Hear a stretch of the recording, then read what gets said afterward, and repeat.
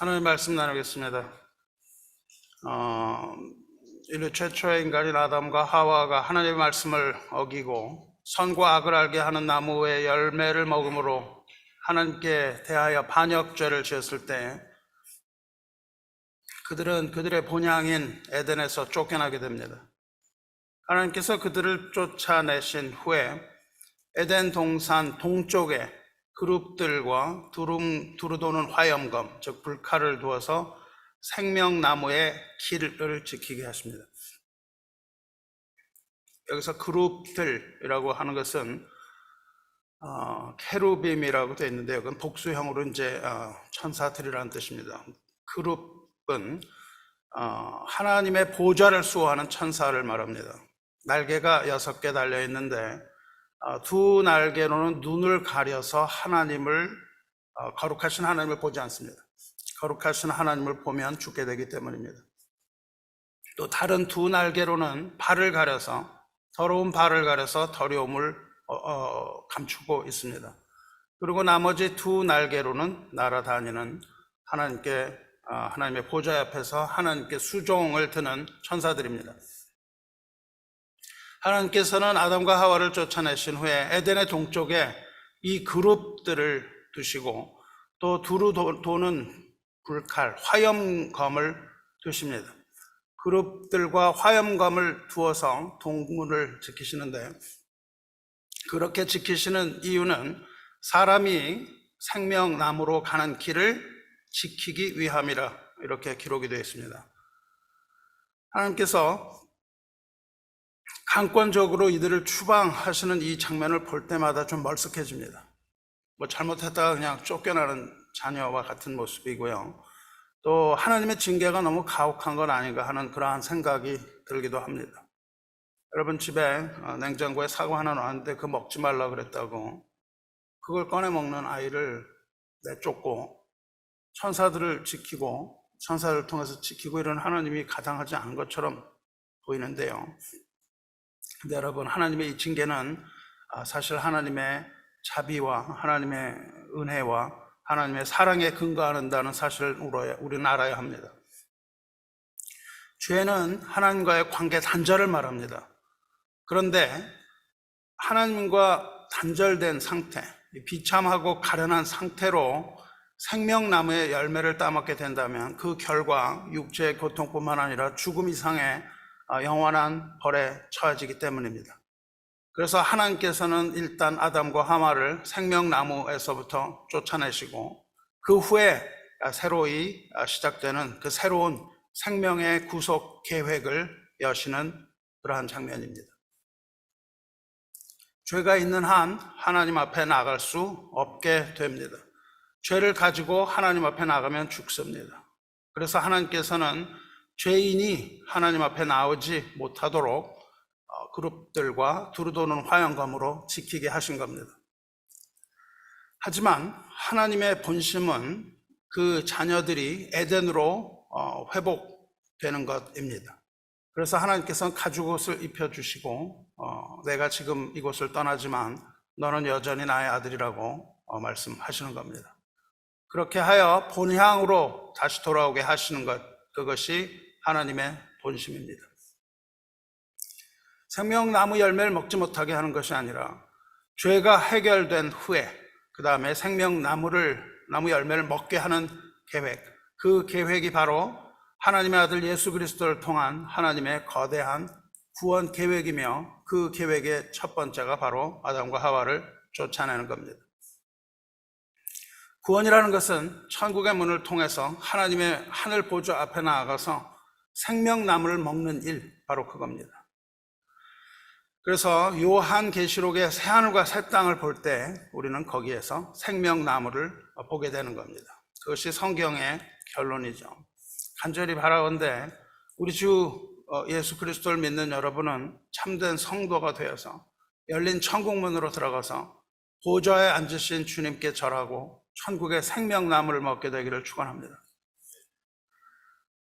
그렇게 하나님과 단절되었는데 그 하나님과의 단절을 나타내는 것, 하나님의 단절을 상징하는 것이 성소와 지성소를 가로막는 거대한 휘장입니다. 지난 몇 주간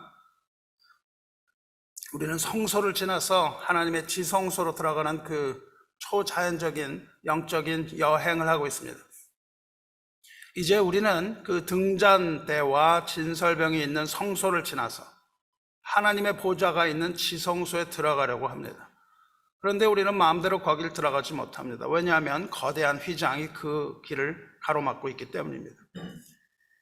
이 휘장이 어떤 것인지 오늘 읽은 출애굽기 본문을 통해서 알아보려고 합니다.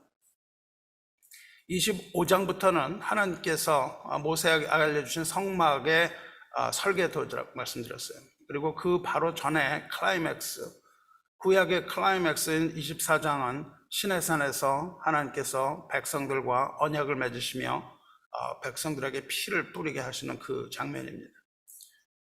그리고 이제 그 중에 26장, 오늘 읽은 26장의 31절부터 성막의 휘장을 만드는 방법에 대해 자세히 나와 있습니다. 하나님의 성소에 들어가려면 두 개의 휘장을 지나가야 합니다. 하나는 아주 바깥에 있는 성막들에서 성소로 들어가는 휘장입니다. 그 휘장이 제1휘장입니다. 그리고 또 하나의 휘장은 성소에서부터 지성소로 들어가는 문인 제2휘장입니다.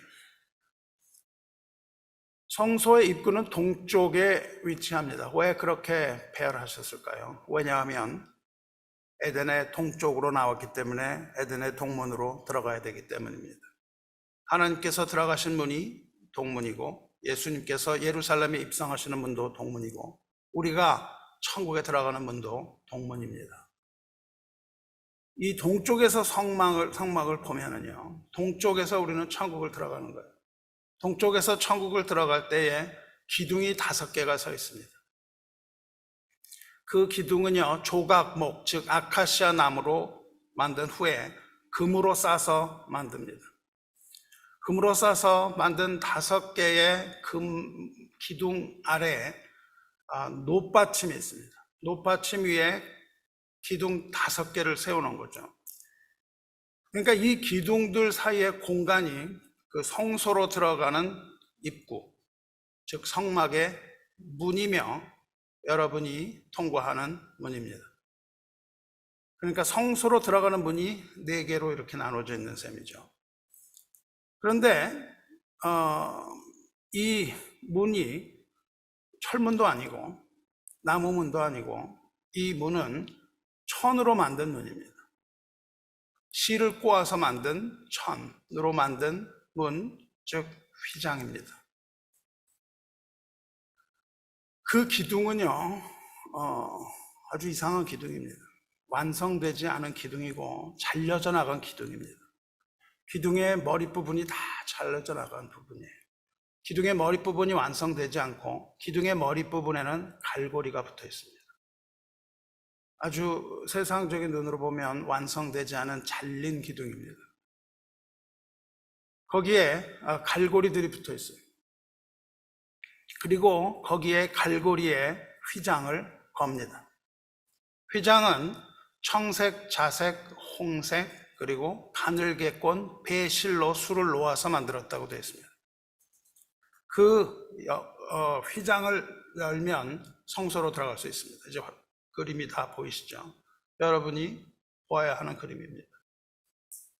그 휘장을 보면 거기에는 거대한 무늬가 있습니다. 엠블럼이라고 부릅니다. 무늬가 있는데 그 무늬는 청색, 자색, 홍색, 그리고 가늘게 가는 배실, 이렇게 총 24개의 실을 꼬아서 만든 72개의 줄을 섞어서 만든 아름다운 모양의 문양입니다. 그러니까 청색, 블루, 자색, 퍼플, 홍색은 스칼렛, 그리고 가는 배실은 흰색입니다. 총 4가지의 빛깔로 만든 문양이에요. 성소로 들어가기 위하여는 반드시 이 문을 거쳐야 합니다. 성소로 들어가는 유일한 문입니다. 이 휘장을 통하지 않고는 성소에 들어갈 길이 없습니다. 그런데 히브리서는 이 장막과 휘장에 대하여 자세히 설명하고 있습니다. 제가 히브리서를 시작하면서 예수 그리스도를 알고 하나님의 나라를 알기 위하여는 반드시 히브리서를 알아야 한다. 그리고 그것을 알아야만 요한계시록이 풀리는 것이며 천국에 대한 비밀이 풀린다고 말씀드렸습니다. 히브리서에서 이 휘장은 성소로 들어가는 새로운 산 길이라고 말하고 있습니다. 그러니까 휘장은 성소로 들어가는 문인데 그것은 바로 예수 그리스도를 의미하는 것이라고 밝히고 있는 거예요. 성소로 들어가는 문이 바로 주님이라고 말씀하신 것은 주님 자신입니다. 요한복음 10장 9절에서 내가 문이니 그렇게 말씀하십니다.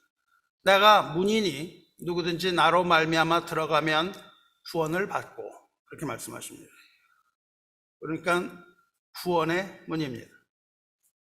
주님 자신이 구원의 문이며 구원에 이루는 유일한 길이라고 말씀하셨습니다. 다른 이로서는 구원을 받을 수 없으니 천하 사람 중에 구원을 받을 만한 다른 이름을 우리에게 주신 일이 없습니다. 예수 그리스도만이 길이요 진리요 생명이며 그리스도가 아니고서는 아버지에게로 갈 자가 없습니다. 주님이 아니고서는 천국 문으로 들어갈 수도 없고 주님이 아닌 다른 문으로는 하나님의 보좌 앞에 나갈 수가 없습니다. 할렐루야. 오직 주님만이 우리를 능히 구원하시는 하나님의 아들이며 천국의 문인 것을 믿으시기 바랍니다. 그러므로 성소로 들어가는 문, 이 휘장은 곧 문이신 그리스도를 의미하는 것이며 그것이 문이기 때문에 거기에 새겨져 있는 문양은 그 엠블럼은 그리스도의 문양임에 틀림이 없습니다. 우리가 자동차를 만들 때 말이죠. 현대차에다가 무슨 벤츠 문양을 넣지는 않지 않습니까? 그 문양이라는 것은 반드시 그 물건 자체를 상징하는 것이고 그 문양은 반드시 그리스도의 문양인 것이 분명합니다. 그러니까 바깥들에서 성소를 통해서 들어가려고 하다 보면 그리스도의 문양이 보이는 거예요. 그리고 그 문양을 보고 그것을 믿는 자만이 그 문을 열고 성소에 들어갈 수 있는 겁니다. 그리스도만이 장막으로 들어가는 유일한 입구요, 성소로 들어가는 유일한 문이요, 지성소로 들어가는 유일한 휘장입니다. 할렐루야. 성소의 휘장 문양은 4가지 실로 꼬아 만듭니다. 흰색 바탕에 청색, 자색, 홍색 실입니다. 여기서 우리는 예수 그리스도의 4가지 이름을 생각할 수 있습니다. 그 4가지 직분을 생각하는 거예요. 예수 그리스도는 이 땅에 4가지 직분을 가지고 오셨습니다. 그리스도는 하나님의 어린 양입니다. 어린 양이신 하나님 그리스도는 온 세상을 통치하는 왕입니다. 온 세상을 통치하시는 왕이신 그리스도는 하늘과 땅을 연결하는 대제사장입니다. 그리고 하늘의 복음을, 그 복음의 계시를 선포하신 하늘나라의 선지자로 오셨습니다. 왕이신 그리스도께서 이 세상에 오셔서 선지자로서 천국 복음을 제시하셨으며 흠없고 점없는 하나님의 어린 양으로 피를 흘리셨고 죽은 지 제3일에 부활하신 후에 어린 양 자신의 피를 가지고 성소로 들어가셔서 중보의 제사를 드린 대제사장이 되셨습니다. 주님의 이 직분, 이 이름, 즉 어린 양이요, 왕 중의 왕이요, 천국 복음의 선지자이며 큰 대제사장, 이 4가지 이름을 나타내는 문양이 바로 성소 휘장에 있는 그리스도의 문양입니다. 먼저 흰색 가늘게 짠 배실로 만든 그 흰색 천은, 흰색이라는 것은 히브리 문화에서 완전함을 의미합니다. 순수함을 의미해요. 이것은 흠없고 점없는 하나님의 어린 양의 모습입니다.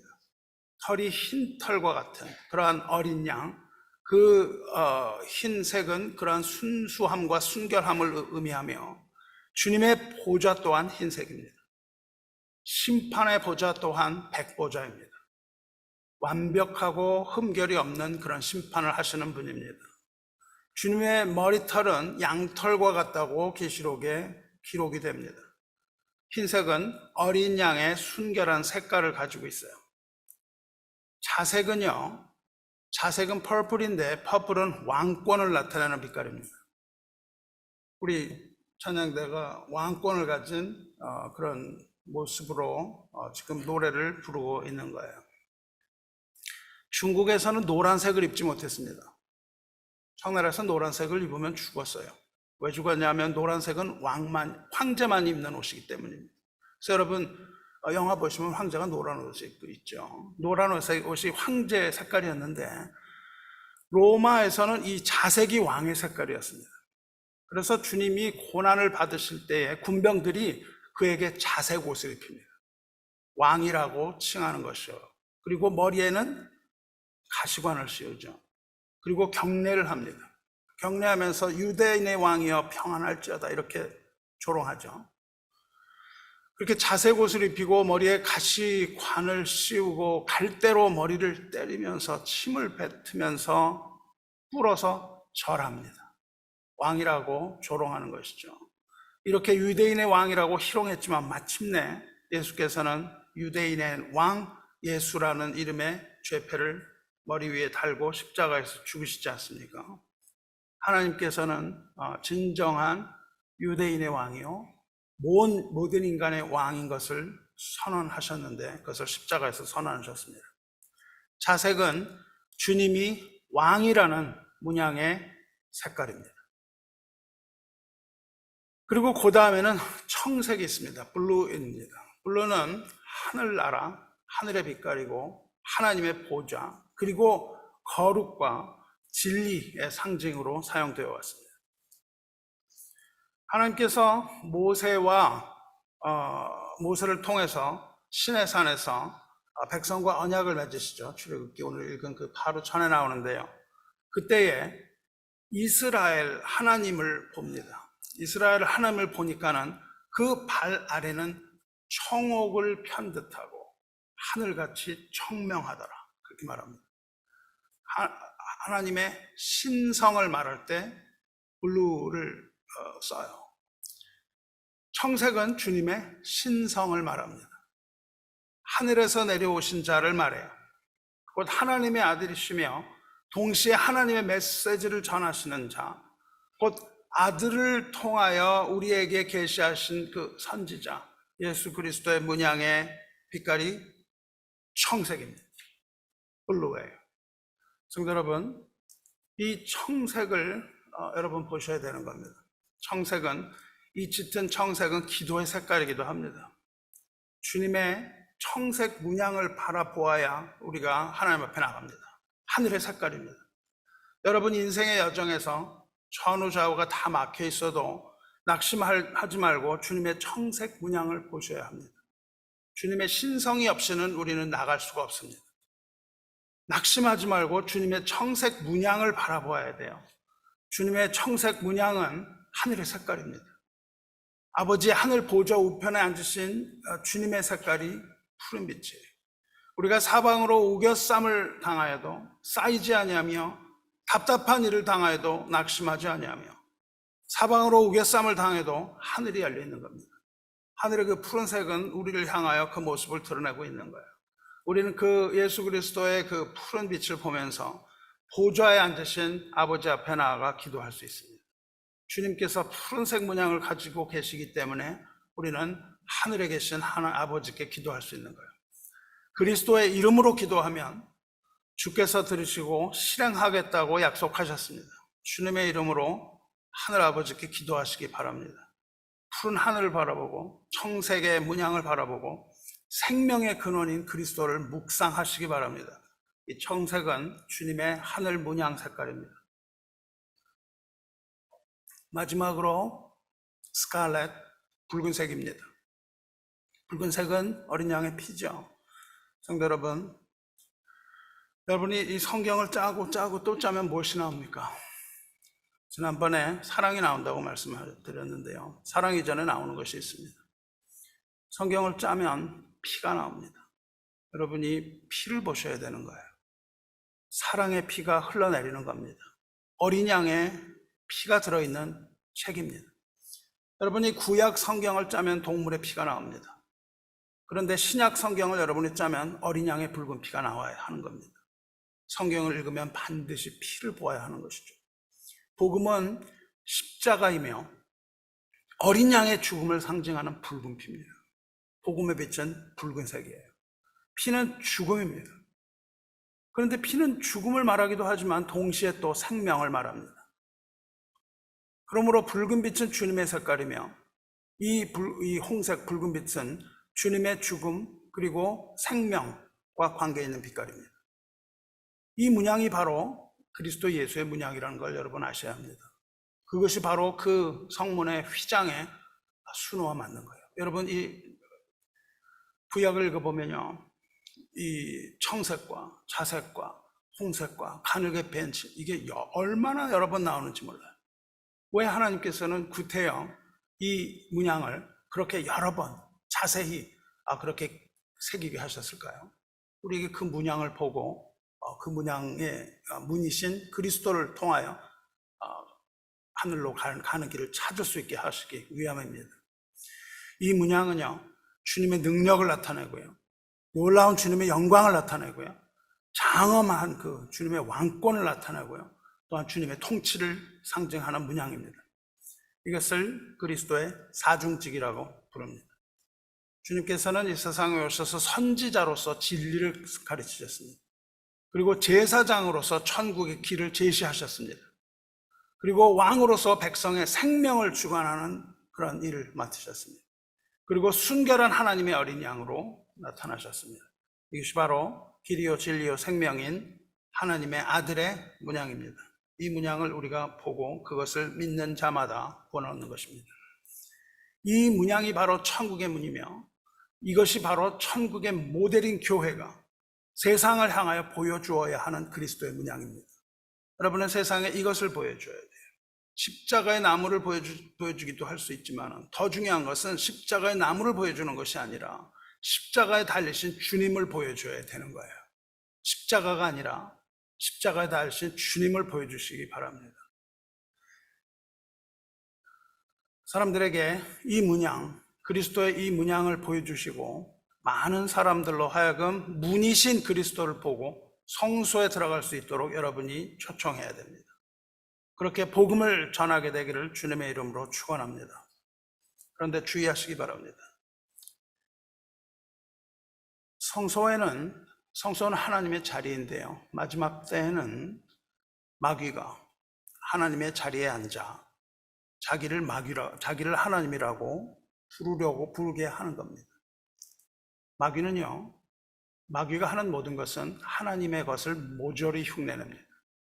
모조리 흉내를 내요. 마귀는 적 그리스도, 거짓 그리스도를 통해서 거짓 복음을 양산해냅니다. 요한계시록을 보시면 거기에 음녀가 나옵니다. 음녀는 누굴 닮은 거냐면 그리스도의 순결한 신부예요. 그리스도의 순결한 신부는 교회입니다. 그래서 적 그리스도는 거짓 교회를 만들어내고 거짓 교인을 만들어내요. 그래서 그 계시록에 나오는 음녀, 적 그리스도, 그리고 짐승은 그리스도의 문양을 그대로 카피합니다. 예수님의 모양을 그대로 카피하고 성도를 그대로 카피해요.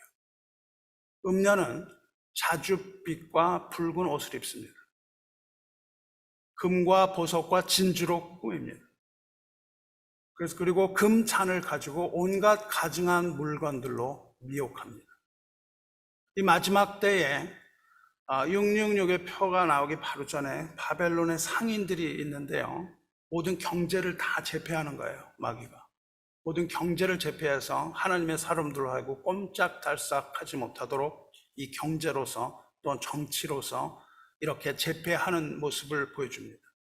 근데 그 상인들도 금과 은과 보석, 진주, 그리고 입는 옷이 세마포, 자주옷감, 붉은 옷감 등으로 입습니다.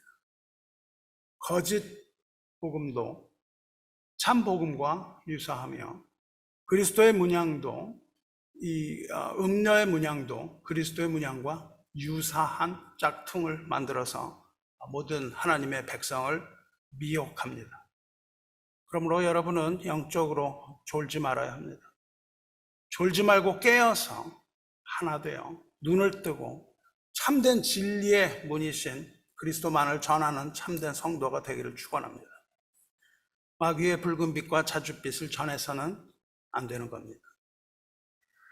이 성소에는 이 문을, 이 휘장을 매일 열고 닫습니다. 매일이 아니라 매주 열고 닫습니다. 매주 안식일에 열고 닫습니다. 첫 번째 휘장으로 들어가서 동물의 피로 제사를 드리기 위함입니다. 매주 안식일에 들어갑니다. 그런 의미에서 교회는 지금 어디에 있냐 하면 성소에 있습니다. 매주에 한 번씩 거기에 들어가는 거예요. 여러분이 매주에 한 번씩 와서 예배를 드리는 겁니다. 참 성소인 하늘의 성소로 향하는 문으로서 그리스도를 머리로 하는 교회는 아직 성소 안에 머물고 있는 겁니다. 무슨 말이냐 하면 아직 이 땅에 있는 이 교회는 하늘 성소, 즉 천국의 모형이라는 거예요. 이 교회가 하나님의 나라가 아닙니다.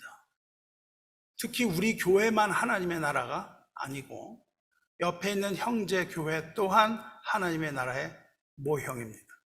그래서 여러분이 우리 교회 자꾸 그렇게 해서는 안 되는 겁니다. 옆에 있는 형제 교회를 동일하게 사랑하셔야 합니다. 주님께서 다시 오시는 날 이 모형 교회에 있는 우리 모두를 데리고 이제 지성소, 즉 하늘 보좌로 들어가게 하시는 겁니다.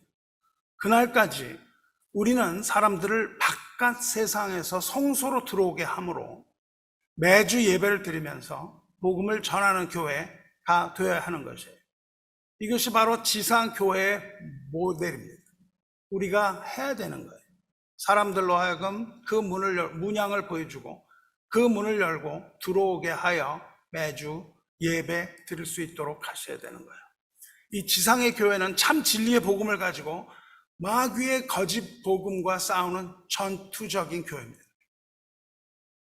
마지막 날까지 성소에서 성령의 등불을 밝히며 진설병으로 성찬을 나누어주며 생명의 떡을 나누어주며 말씀을 선포하며 이 성소 안에서의 삶과 함께 여러분이 성소 바깥의 삶, 여기를 왔다 갔다 하면서 사는 그런 모델입니다. 그러므로 여러분의 예배는 교회에서의 예배, 성소의 예배뿐만이 아니라 성소 바깥에서의 여러분의 삶의 예배가 되어야 하는 거예요. 삶의 예배는 바깥에서 6일의 예배는 엉망진창이면서 여기 들어와서 1시간, 2시간 예배하는 것이 무슨 소용이 있겠습니까? 아직 여러분은 지성소에 들어가지 못했습니다. 이러한 교회의 모습을, 참모습을 여러분 잘 기억하시고 강건하게 되어서 악한 영과 전투하는 주님의 군사가 되시기를 축원합니다. 이제 출애굽기 본문으로 다시 돌아가 보려고 합니다. 성소 바깥에서 성소 안으로 들어가는 휘장이 첫째 휘장이고 지금 말씀드린 휘장인데 거기에 성소 안으로 들어가면 북쪽에 진설병 그리고 남쪽에 등잔대가 있습니다. 동쪽에서 들어갔으니까 좌우로 있겠죠. 그리고 그 뒤에 또 하나의 휘장이 있는 겁니다. 이것이 성소와 지성소를 구분하는 휘장이에요. 그 바깥에서 들어갈 땐 5개의 기둥이 있는데요. 두 번째 그 성소 안으로 들어가면 4개의 기둥이 있습니다.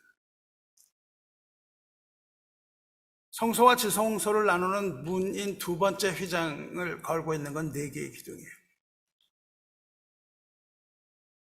그리고 4개의 기둥을 받치고 있는데 그것은 은으로 받치고 있습니다.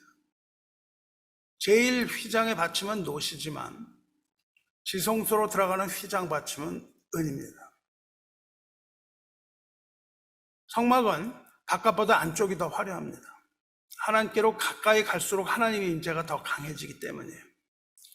성소와 지성소를 가로막는 이 휘장에도 동일한 그리스도의 문양이 있습니다.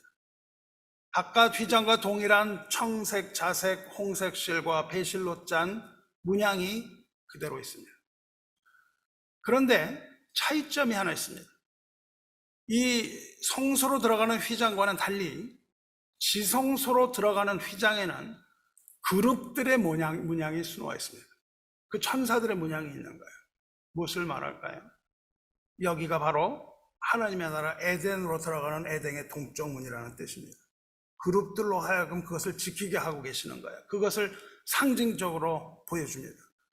이 그룹들, 창세기에 말하던 그 에덴의 동문을 지키던 천사들이 그 문을 지키고 있는 거예요. 무엇을 말합니까?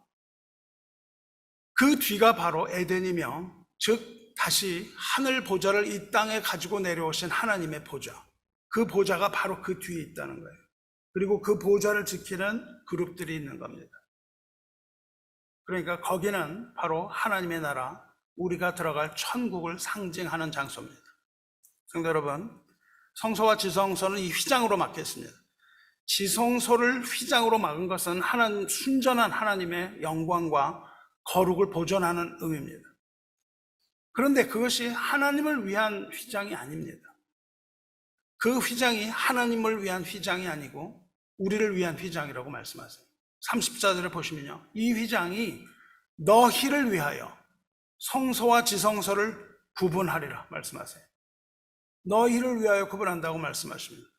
휘장을 치게 하신 것은 무릇 더러운 죄인이 거기 들어가서 거룩하신 하나님의 임재 앞에서 죽지 않도록 하신 하나님의 사랑이요 하나님의 배려 때문입니다.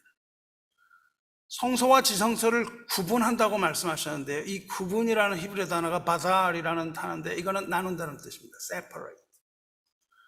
이 단어가 어디서부터 쓰이기 시작하냐면 창세기부터 하나님이 이 단어로 도배를 하세요.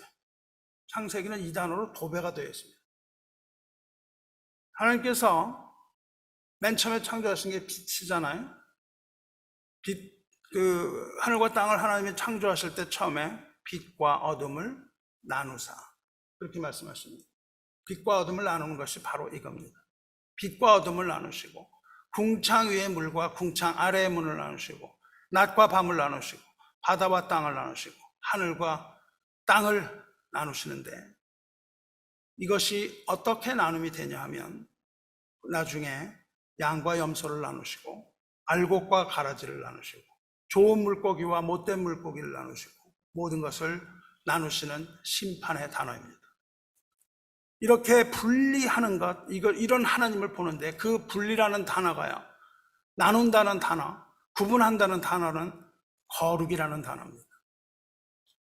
성소와 지성소를 거룩으로서 나누는 거예요.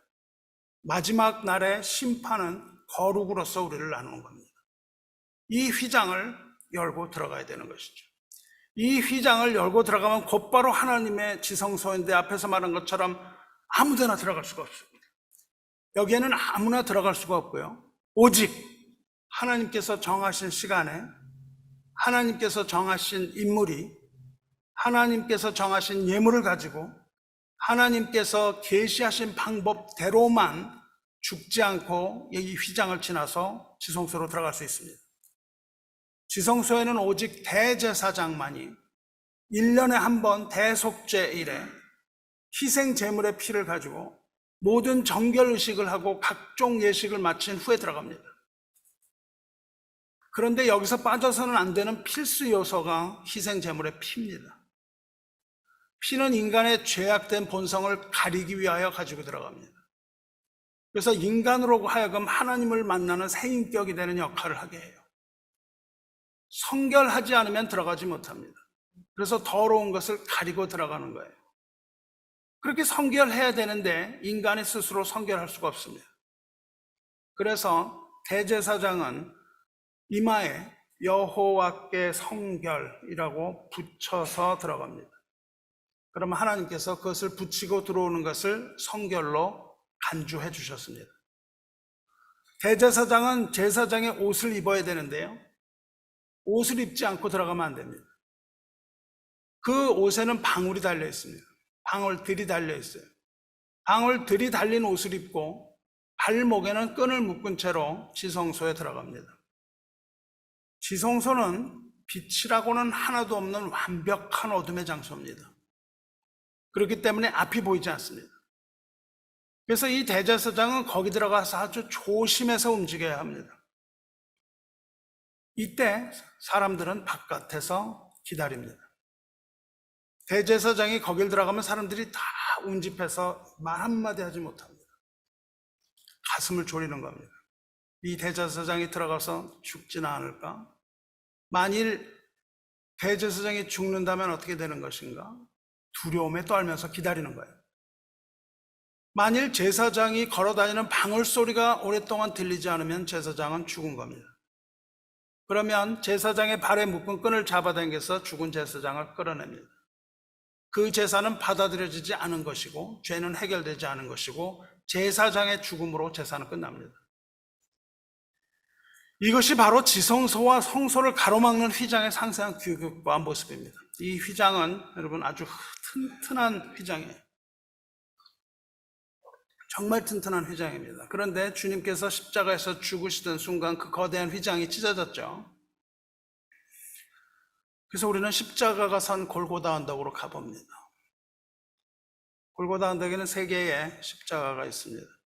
가운데 예수님이 달려 계시는데 예수님께서 고난의 시간을 보낸 후에 마지막으로 크게 소리 지르십니다. 아버지여 저들을 사하여 주옵소서. 자기들이 하는 것을 알지 못함이니이다. 아버지 내 영혼을 아버지 손에 부탁하나이다. 다 이루었다. 이렇게 말씀하십니다. 그리고 고개를 숙이시고 영혼이 떠납니다.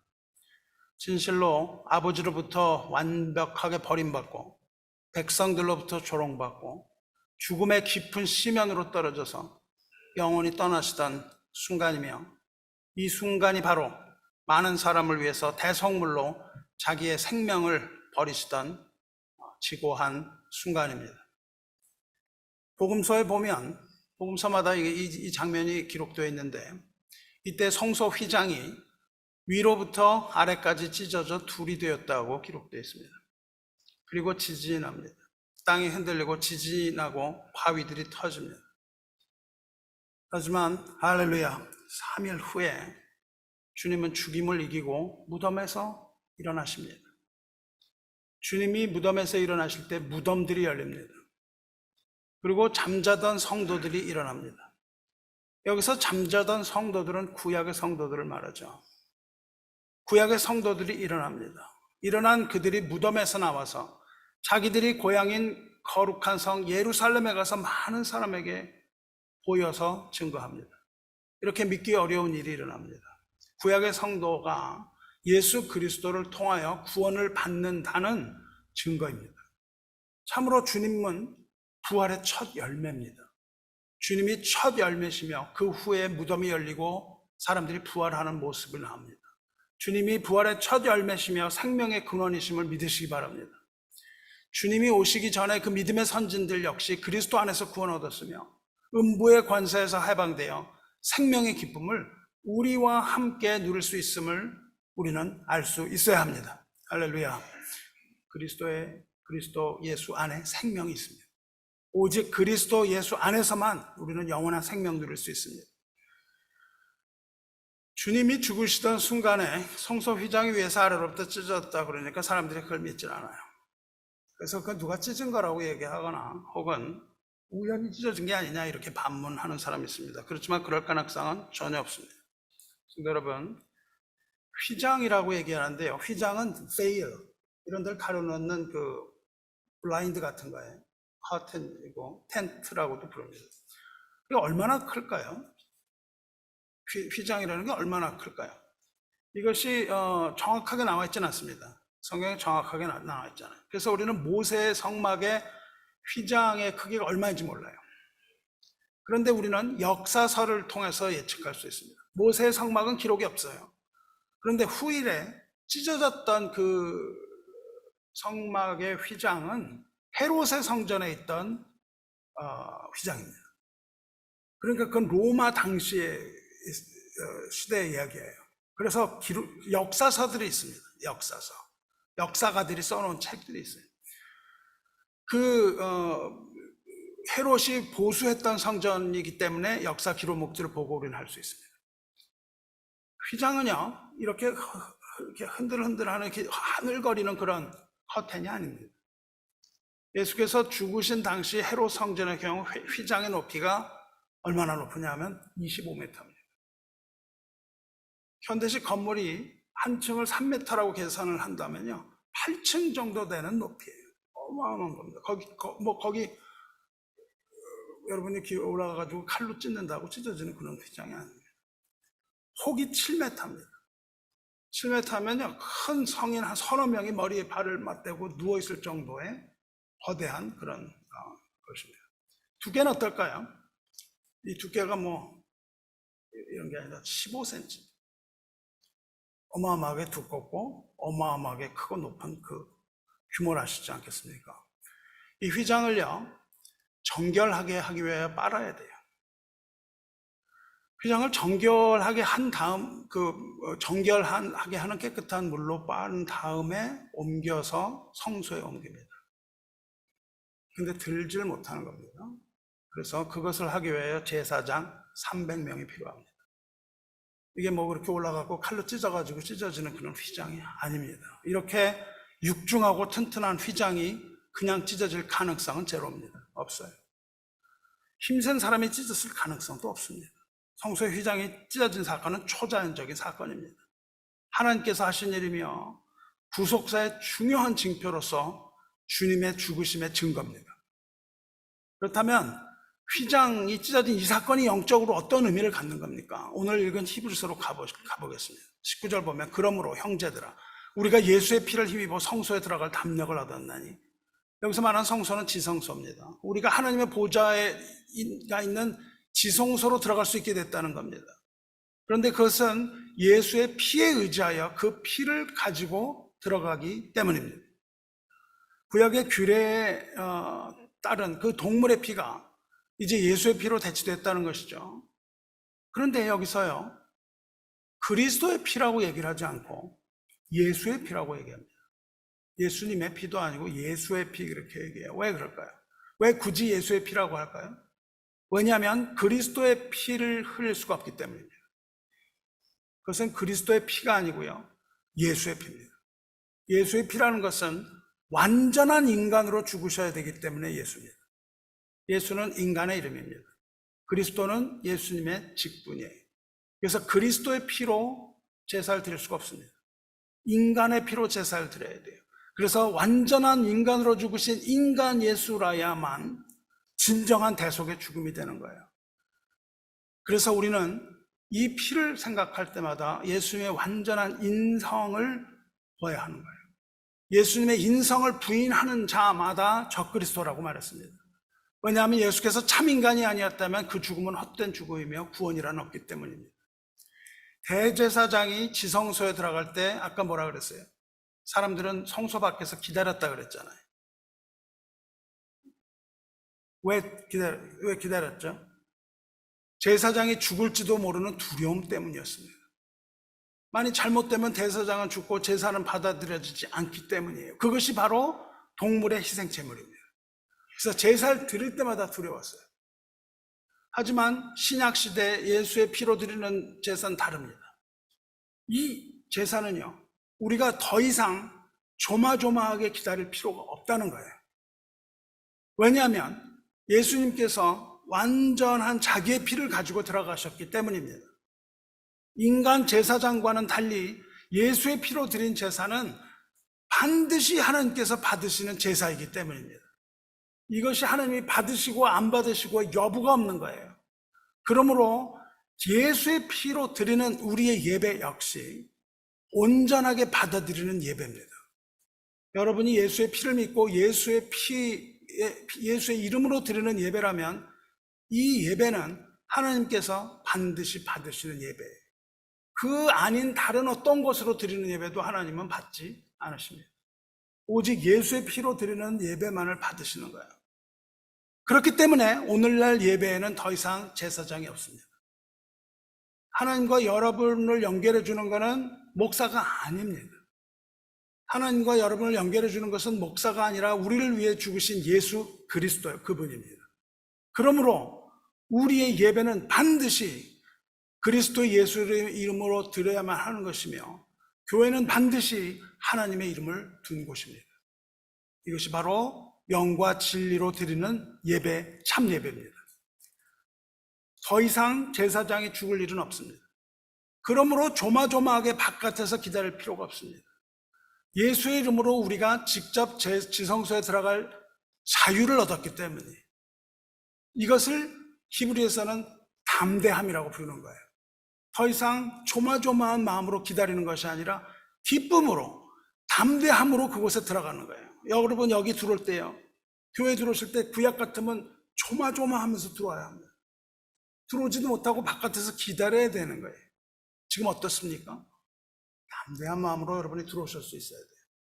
더 이상 두려움에 떨지 않고 담대함으로 지성소에 들어가는 겁니다. 여기서 담대함이라고 하는 단어요, 파레시아라는 단어인데요, 우리가 말하는 그냥 용기나 이런 뜻이 아닙니다. 파레시아라는 단어는 파스와 레시스의 단어입니다. 파스는 뭐냐면요, all이라는 뜻이에요. 파스, 이거는 헬라에서 all, 모두라는 뜻이에요. 모두인데, 레시아는 뭐냐면 레마. 여러분이 로고스, 레마 이거 들으셨잖아요. 레마입니다. 레마. 그러니까 뭐냐면은 모든 말, 영어로 번역하면요, 자유롭게 말하다, 그런 뜻입니다. 담대함이라. 영어로는 뭐라고 번역하냐면 freedom of speech. 언론의 자유예요. 언론의 자유. 예수의 피를 이미 힘입은 우리는요, 하나님 앞에서 우리가 입을 열어서 말을 한다 할지라도 죽지 않는 겁니다.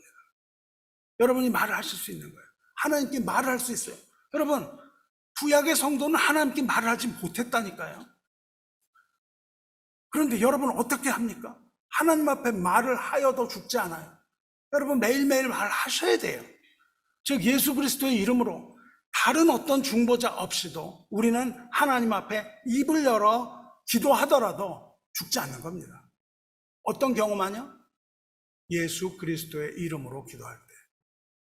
중보자가 필요한데 그 중보자가 바로 예수님입니다.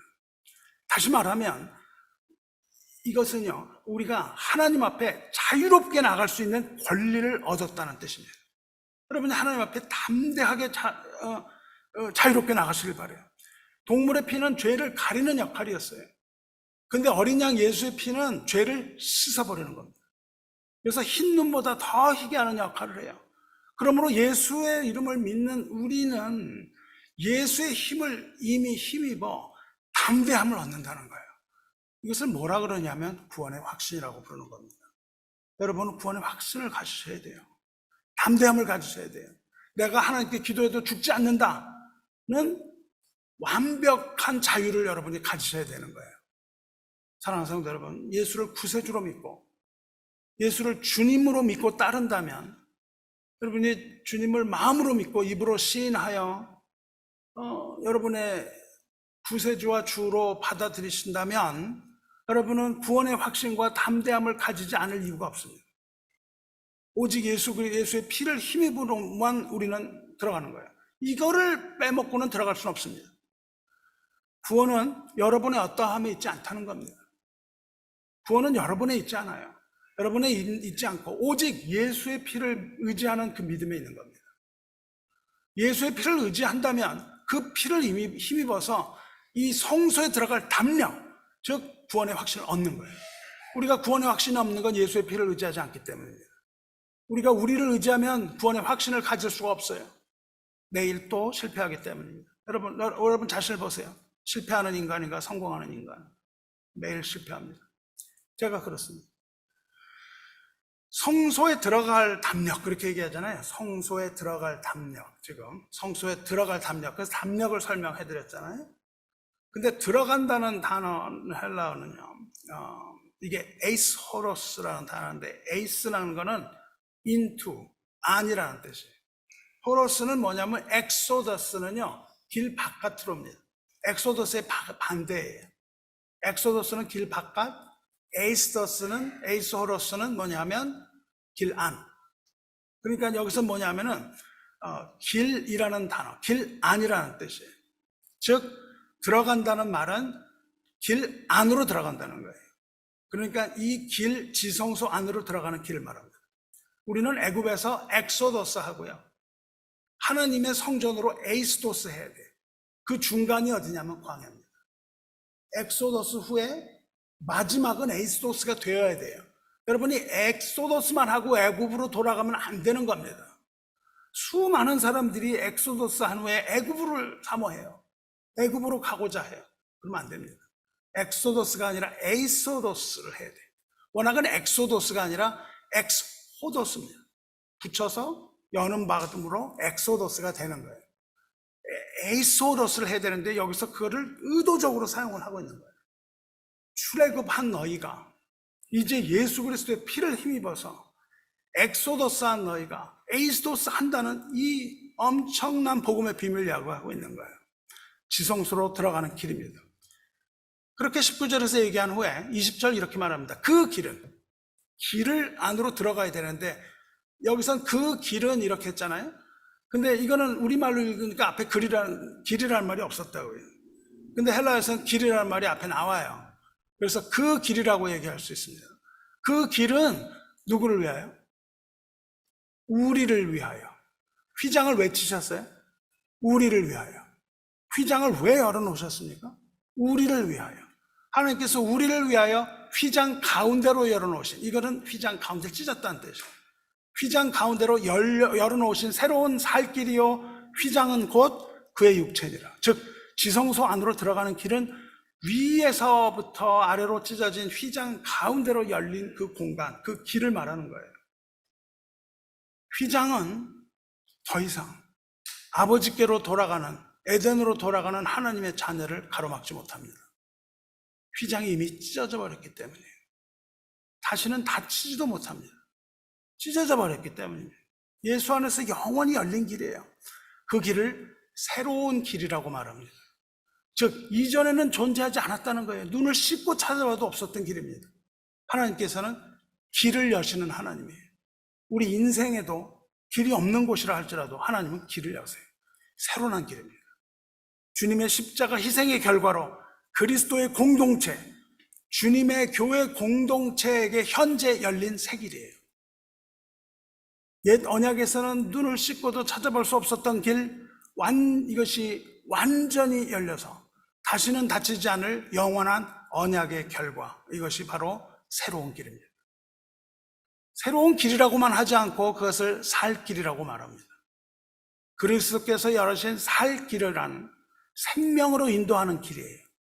영생으로 인도하는 길이라는 겁니다. 찢어진 이 휘장 사이로 난 길이 바로 새 길이며 살 길인데 이 열린 길이 바로 성전의 문이라고 얘기하는 겁니다. 내가 문이니 누구든지 나로 말미암아 들어가면 구원을 받고 그 길이 바로 예수 그리스도라는 거죠. 천국으로 들어가는 구원의 문이라는 사실을 믿으시기 바랍니다. 그런데 그 문이 바로 그 휘장이 주님의 육체라고 말하는 거예요. 그 육체라는 것은 어린 양으로 십자가에서 죽으신 예수의 몸을 말합니다. 주님께서는 십자가에서 자기의 몸을 찢으셨어요. 주님의 육체가 몸이 찢어졌을 때 그의 육체인 휘장이 찢어지는 것은 당연한 겁니다. 그것이 바로 육체라고 말을 했기 때문에 그 휘장이 바로 그의 육체다. 그러므로 육체가 찢어졌을 때 그 휘장이 찢어졌다는 거예요. 싱크로나이즈 된 거죠. 찢어진 주님의 몸, 즉 십자가에서 죽으신 주님의 몸 사이로 우리는 휘장 뒤 지성소에 들어가는 겁니다. 하나님의 보좌 앞에 자유롭게 들어가는 거예요. 찢어진 사이로. 아브라함에게 그것을 보여주십니다. 동물을 찢어놓고 그 사이로 하나님이 지나가신다고요. 창세기부터 그것을 보여주시고 횃불 언약이라고 합니다. 그 언약이 예수 그리스도의 십자가에서 찢어졌을 때 하나님이 거기를 통과하시는 것이 아니라 언약을 맺은 주체인 하나님의 자녀가 그 찢어진 육체 사이로 걸어서 하나님 앞에 나가는 거예요. 놀랍지 않습니까? 자, 그렇다면 우리는 이 성소에 찢어진 이 사건을 어떻게 이해해야 됩니까? 찢어진 휘장이 오늘 살아가는 우리들에게 주는 의미가 무엇입니까? 여러분, 지금 성소와 제사를 계속 얘기하고 있는데요. 제가 계속 얘기하는 것은 이 성소와 제사가 그림자라고 말씀드리지 않습니까? 그림자. 이것을 연구하여 이것에 대한 지식을 늘어놓자고 하는 것이 아니라는 거예요. 목사님 또 저 얘기 하시네. 또 보고 베끼신 건가? 이런 생각하지 마세요. 보고 베끼는 것이 아니라 이것은 우리가 영적으로 보아야 하는 것이고요. 이것은 그 그림자라는 것을 잘 보아야 돼요. 그림자만 보고 판단할 수 없습니다. 실체를 보아야 되는 거예요. 우리가 성소를 추적하고 있는 것은 그림자로 보이는 이 성소를 통해서 실체를 찾기 위함입니다. 실체를 찾으셔야 돼요. 성소의 휘장이 찢어진 것은 그림자고 실체가 뭐예요? 예수의 십자가 죽음이라는 겁니다. 이 찢어진 휘장만을 자꾸 보면 안 되는 겁니다. 그것이 아니라 찢어진 주님의 몸을 봐야 돼요. 주님께서 십자가에 못 박혀 죽으실 때 성소는 사라지는 겁니다. 성소는 찢어지고 무너져 버리는 거예요. 그게 계속 아직도 우리가 그 성소에 있어서는 안 되는 겁니다. 그것이 찢어졌을 때 중요한 것은 이 휘장이 찢어진, 야 신기하구나, 뭐 그 어마어마한 것이 찢어져 버렸네, 이런 신비한 사건이 아니라요, 실제로 주님의 몸이 찢어지고 주께서 우리를 위하여 그 육체가 찢어지는 그 고통을 당하셨다는 사실입니다. 주님이 오셔서 공생애를 시작하시기 전에 뭐라 그러셨냐면 회개하고 복음을 믿으라, 하나님의 나라가 가까이 왔느니라 말씀하세요. 죄인들을 향하여 이렇게 부르짖으셨습니다. 그리고 복음을 선포하셨습니다. 그리고 마침내 부끄러운 그 십자가에 오르셔서 지금 선포하신 그 복음과 하나님의 나라를 성취하시는 거예요. 하나님의 나라의 문을 여셨다는 뜻입니다. 죽음으로. 그 결과 그리스도를 믿는 모든 그리스도인들은 이제 담대하게 하나님의 하늘 보좌에 나갈 수 있게 됐다는 겁니다. 땅에 있는 그 성소 보좌가 아니라 하늘에 있는 하늘의 보좌에 나가게 됐다는 거예요. 그림자인 이 땅 위의 지성소가 아니라 하나님과 어린 양이 계신 하늘 보좌에 우리가 나간다는 거예요. 이 땅 위에 있던 지성소는요, 흑암 속에 있었어요. 말씀드렸잖아요. 지성소는 완벽한 어둠이라고 그랬잖아요. 왜 그렇게 어둠 속에 계셨을까요? 그게 바로 하나님의 사랑입니다. 죄인들을 위해서 하나님께서는 그 캄캄한 곳에 보이지 않는 곳에 계시는 거예요. 하지만 하늘의 지성소는 그런 곳이 아닙니다. 하늘의 지성소는 이제 죄가 해결된 인간이 들어가는 곳입니다. 더 이상 하나님이 어둠 속에 계셔서 보이지 않도록 하실 필요가 없는 거예요. 그래서 하나님은 그 지성소를 비추십니다. 무엇으로 비추시냐면 하나님의 영광으로 비추시는 거예요. 그 천국은요, 해나 달의 비침이 쓸데없는 곳이라고 말해요. 눈을 뜰 수 없도록 눈부신 곳으로 우리는 들어가는 겁니다. 그 캄캄한 지성소로 들어가는 것이 아니라 눈을 뜰 수 없을 정도로 빛이 나는 그 지성소로, 하늘의 지성소로 우리가 들어가는 거예요. 하나님의 영광이 비치는 아름다운 곳, 어린 양의 등불이 되는 하늘나라, 거기로 우리가 들어간다는 것을 믿으시기 바라요. 아담과 하와가 쫓겨났을 때 동문을 그룹들이 지키잖아요. 지성소도 그룹들이 지키잖아요. 이 휘장에 새겨져서 지성소로 가는 문을 지키던 이 천사들은 역할이 바뀝니다. 그 천사들은 이제 그 하늘 문을 닫고 지키는 것이 아니라 이제 하늘 문을 활짝 열고 하나님의 자녀들이 오는 것을 멀리서 보고 그들을 환영하는 겁니다. 이제 이 그룹들은, 이 천사들은 하나님의 자녀들이 하나님의 나라에 들어가는 것을 환영하는 거예요. 하나님의 자녀가 하늘 문을 열고 하늘 나라로 들어가는 것을 막을 수 있는 자는 하늘 위에나 하늘 아래나 땅 위에나 땅 아래나 아무도 없습니다. 그것을 막을 수 있는 사람은 없어요. 하늘의 문은요, 머리를 들고 자녀를 통과시켜야 합니다. 문들아 너희 머리를 들지어다. 영원한 문들아 들릴지어다. 영광의 왕이 들어가시리로다. 영광의 왕, 하나님의 아들 우리 주 예수 그리스도와 그를 믿는 모든 백성들을 위해서 이 영원한 문, 이 천국의 문은 머리를 들고 거기에는 천사들이 호위하면서 여러분과 저 예수 그리스도를 믿는 자들을 환영하고 있는 겁니다. 저는 사랑하는 성도 여러분, 이 땅 살아가면서 우리는 사망의 음침한 골짜기를 헤매기도 합니다. 하지만은 주님께서는 여기에서 원수의 목전에서 상을 차려주기도 한다고 말씀하셨어요. 그리고 지팡이와 막대기로 우리를 안위하십니다. 그리고 눈동자와 같이 보호하십니다. 비록 우리가 낙원에서 쫓겨난 죄인이라 할지라도, 그렇기 때문에 우리가 사망의 음침한 골짜기를 다녀야 할지라도 하나님께서는 우리에게 먹을 것을 주시는 겁니다. 그리고 우리를 여전히 보호하십니다. 왜 그럴까요? 왜냐하면 우리가 여전히 하나님의 자녀이기 때문입니다. 지금껏 지켜주신 주님은 마침내 천국 가는 선한 길로 우리를 인도하실 것입니다. 믿음의 눈을 떠보시기 바랍니다. 천국의 밝은 빛을 보셔야 되는 거예요. 천국의 밝은 빛이 여러분 눈앞에 보이지 않습니까? 이제 더 이상 그 캄캄한 장소로 들어가는 것이 아니고 우리는 그 밝은 곳으로 들어가는 거예요. 우리에게는 아무 공로가 없다 할지라도, 우리가 아무리 죄가 가득하다 할지라도 은혜 위에 부으시는 그 은혜로서 우리는 그 열린 천국문으로 들어가는 겁니다. 이 천성을 바라보고 천국을 그리워하고 천국을 그리워하면서 이 세상의 모든 시름을 다 이기시기 바라요. 어두워져가는 이 땅, 점점 캄캄해져가는 이 땅, 악과 슬픔이 가득한 이 땅도 그러한 땅이라 할지라도 여전히 하나님께서 통치하시는 땅입니다. 주님의 위로로 모든 걱정과 근심을 다 이기시기 바랍니다. 그 길은 밝은 길입니다. 하늘 가는 밝은 빛이 있는 곳입니다. 우리는 부족하다 할지라도 오직 예수 그리스도의 보혈의 피, 보혈의 공로로 주님께서는 우리를 영접하실 것입니다. 하나님의 이름을 찬양합니다. 하늘 아버지의 영광의 집에 살기를 원합니다. 길이요 진리요 생명이신 주님을 끝까지 따라가시기 바랍니다. 그리고 문이신 주님을 통해서 하늘나라에 들어가시기 바랍니다. 찢어진 이 휘장이신 주님의 몸을 통해서 아버지 집에 들어가시기 바라요. 거기에 우리가 쉴 곳이 많이 있다고 말씀하셨습니다. 말씀 맺겠습니다. 휘장이 아래로 위에서 아래로 찢어졌던 것처럼 주님의 몸이 찢으셨습니다. 그리고 이 땅에 피를 뿌리셨습니다. 그 공로로 우리가 담대함을 얻고 하나님의 나라가 실현됐습니다. 그런데 여러분, 찢어진 주님의 몸이 일어나셨습니다. 할렐루야. 이것을 잊지 말아야 합니다. 찢어진 주님의 몸이 다시 하나가 되었다고요.